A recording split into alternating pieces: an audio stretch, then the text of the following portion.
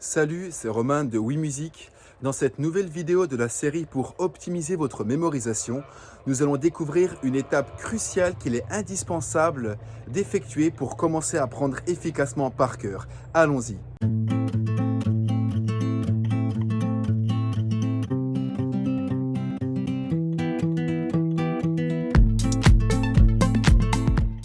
Pour vous présenter le concept que nous allons découvrir aujourd'hui, je vais utiliser l'exemple d'une anecdote qu'on a sûrement déjà tous vécue.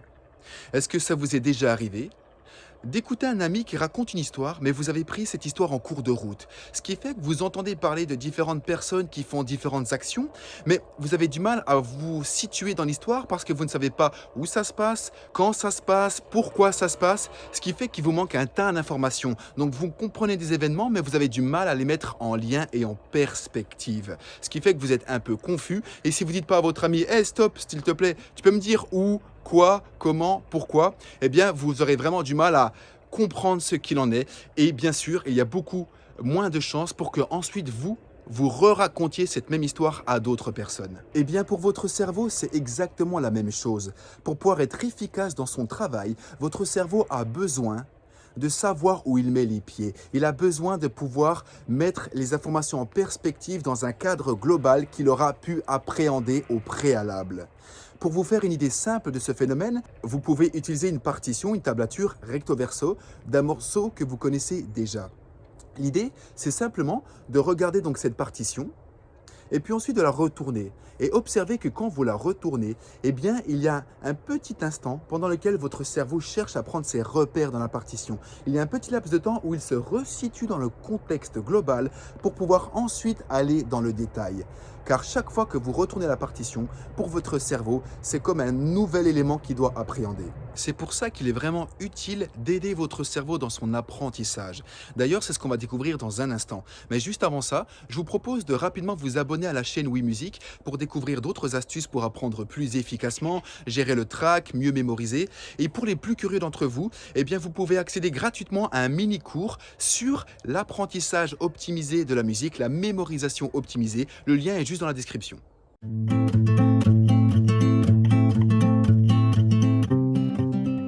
Cet ensemble d'informations globales dans lequel votre cerveau peut et doit prendre ses repères, on appelle cela la big picture. Et donc la big picture, c'est la photo globale, vue du ciel, vue aérienne, la photo de la totalité des informations.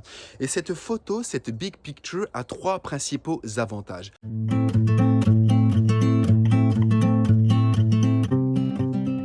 Le premier, vous l'avez compris, c'est que ça permet à votre cerveau de se situer dans l'ensemble global des informations qu'il souhaite apprendre. Ce qui fait qu'ensuite, lui, de son côté, quand vous vous reposerez et que lui continuera à cheminer pour structurer, intégrer les informations, eh bien, il aura beaucoup plus de facilité à bien les organiser et à bien les assembler de manière pertinente, en faisant les bons liens avec les autres informations présentes et disponibles. Le deuxième avantage, eh bien, c'est que quand vous avez fait correctement la big picture, ça vous offre un bien-être, ça vous offre du calme, du confort. En réalité, le fait que vous ressentiez du confort, c'est un indicateur fiable qui prouve que votre cerveau s'est constitué correctement une vision globale et qu'il sait où il en est. L'inverse de ce confort, c'est quand vous êtes paniqué, stressé. Vous savez, quand vous apprenez quelque chose mais que vous ne savez pas vraiment comment vous y prendre ou que vous manquez de confiance, là, vous ressentez une tension intérieure, un stress.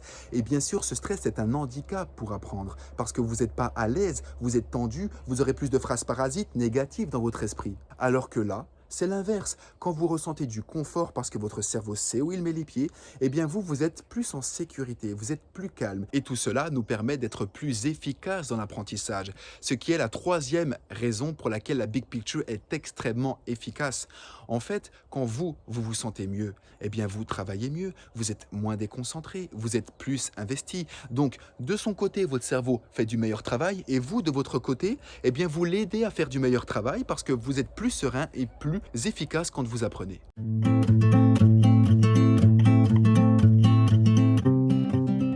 La première fois que j'ai découvert la big picture, c'était dans un livre de Tony Buzan, l'auteur du livre Une tête bien faite et de nombreux autres livres. Tony Buzan est entre guillemets l'inventeur du mind mapping. Vous savez, ces schémas colorés, pleins de branches autour d'un dessin central qui nous permettent d'avoir en un clin d'œil une vue d'ensemble et colorée de nombreuses connaissances qui sont en lien. Ensuite, ce concept de Big Picture a été vraiment popularisé par Barbara Oakley et Terence Sejnowski. Barbara Oakley est une professeure d'ingénierie à l'université McMaster et à l'université d'Auckland, et Terence Sejnowski est une sommité dans le monde des neurosciences. C'était le pionnier dans la recherche en neurosciences computationnelles. Barbara Oakley et Terence Sejnowski ont popularisé le concept de Big Picture dans un cours en ligne qui s'appelle Learn How to Learn et qui est devenu un livre qui vous permet d'apprendre plus efficacement. Pour expliquer ce concept de Big Picture, Tony Buzan utilise une métaphore fabuleuse. Il utilise la métaphore du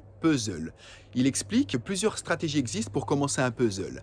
La principale stratégie qui est la plus utilisée, c'est la stratégie de base. Vous prenez votre boîte de puzzle, vous regardez l'image sur la boîte, vous regardez le nombre de pièces qui composent le puzzle, la taille de ces pièces, ensuite vous ouvrez la boîte, vous commencez à prendre les pièces et à les structurer, mettre d'un côté les pièces qui font les coins, de l'autre côté les pièces centrales, et ensuite seulement vous prenez une pièce et vous commencez le puzzle. En effet, une autre stratégie existe, c'est simplement celle de prendre le puzzle sans même regarder l'image, et puis d'ouvrir la boîte, de prendre une pièce et de se jeter sur le puzzle directement. C'est pas la plus efficace, parce que justement, vous n'avez pas une vision globale. Tony Buzan nous explique que lorsqu'on commence à apprendre une partition, un cours d'histoire géo ou quoi que ce soit, et qu'on commence en se jetant sur le premier mot de la première page, c'est exactement comme quand on commence un puzzle sans avoir regardé l'image sur la boîte, ni le nombre de pièces, mais qu'on a simplement pris une pièce dans le puzzle et qu'on se précipite. C'est pas ce qu'il y a de plus efficace, et vous avez compris pourquoi grâce au concept de Big Picture.